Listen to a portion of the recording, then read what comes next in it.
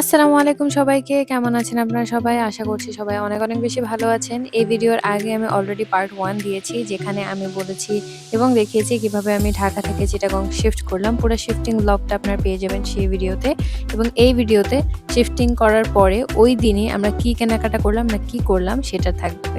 চট্টগ্রামে যে ঢুকে গিয়েছি সেটা বোঝার উপায় হলো গিয়ে চট্টগ্রামের পাহাড়। এখন শুধু পাহাড় আর পাহাড় দেখা যাবে।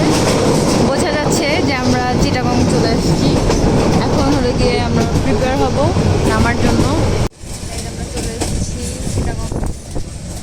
Welcome to Chittagong.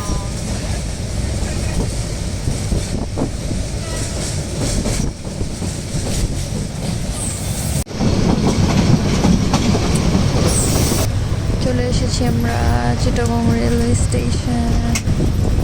চট্টগ্রাম স্টেশনে নামার সাথে, সাথে আমি আপনাদেরকে দেখিয়ে দিচ্ছি যে আমরা কত জিনিস অলরেডি ঢাকা থেকে নিয়ে এসেছি। প্রয়োজনীয় সব জিনিস যেটা ক্যারি করা পসিবল বলা যায় সবকিছু আমরা ঢাকা থেকে ক্যারি করার চেষ্টা করেছি।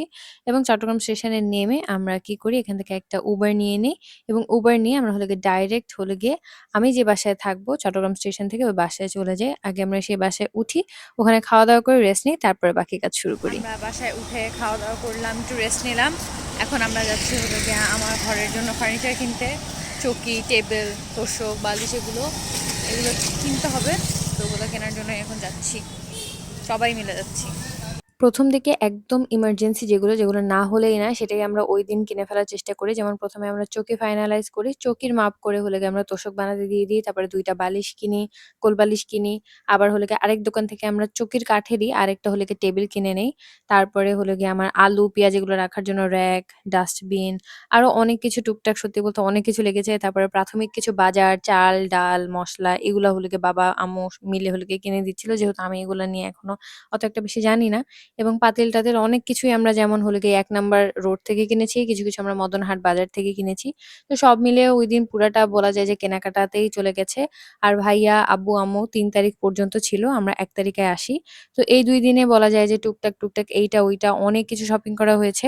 আর অনেক কিছু আমরা ঢাকা থেকে অলরেডি নিয়ে এসেছিলাম। এখনো অনেক কিছু এমন আছে যেটা কেনা হয়নি, কিনতে হবে ফার্দার। তো এই তো এটা লেগেই থাকবে, এটা লাগবে, ওইটা লাগবে অনেক কিছু।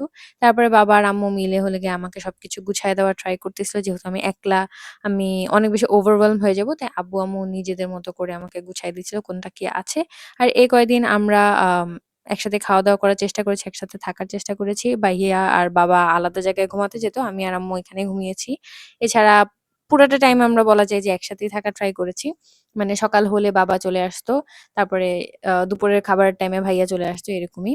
তো তারপরে বাবা, মা এবং ভাইয়া যেই ২ দিন ছিল, ওই ২ দিন এমন তুমুল বৃষ্টি হয়েছে। আপনারা দেখেছেন আমরা যখন ঢাকা থেকে আসছিলাম ওইদিনও প্রচন্ড পরিমাণে বৃষ্টি ছিল এবং তারা যে ২ দিন ছিল ওই ২ দিনও প্রচন্ড পরিমাণে বৃষ্টি ছিল এবং তারা চলে যাওয়ার সাথে, সাথে এমন কাঠফাটা রোদ শুরু হয়েছে চিটাগংয়ে, আমি আর কি বলবো। আস্তে, আস্তে আপনারা অনেকগুলো ভ্লগ দেখবেন, সেখানে আরো বেশি জানতে পারবেন। হ্যালো গাইস, আমরা চবি ঘুরতে বের হয়েছিলাম আমার ২ বন্ধুকে নিয়ে। বন্ধু না সরি, কই দেখি বন্ধু, এদিকে তাকাও। এক বন্ধু এবং আমার ভাগ্নেকে নিয়ে আর আমার ভাইকে নিয়েও। কই এখন আমরা ঘুরতে ঘুরতে অনেক টাইম হয়ে গেছে, অন্ধকার হয়ে গেছে। এখন আমরা বাসায় ফেরত যাচ্ছি, বাসায় না মানে আমার বাসায় ফেরত যাচ্ছি, ওরা বাসায় ফেরত যাচ্ছে। এখন আমি কিছু দেখতেছি না।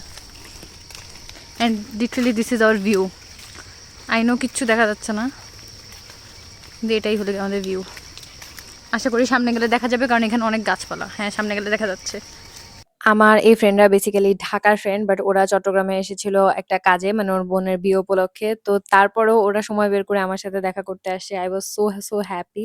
তারপরে বাসায় গিয়ে দেখলাম বাবা এই পিঠাটা আনছে। খুবই মজা ছিল, বাট আই ডোন্ট নো এটা কি পিঠা বলে, লেট মি নো। তো দেখা হচ্ছে পরবর্তী ভ্লগে। আল্লাহ হাফেজ।